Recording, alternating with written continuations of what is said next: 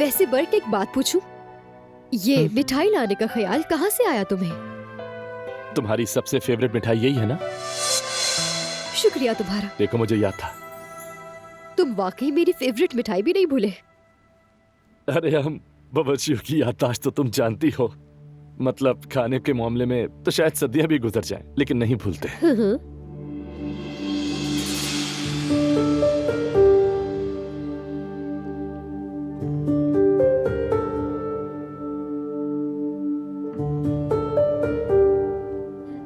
वैसे ये tournament Germany में ही है ना?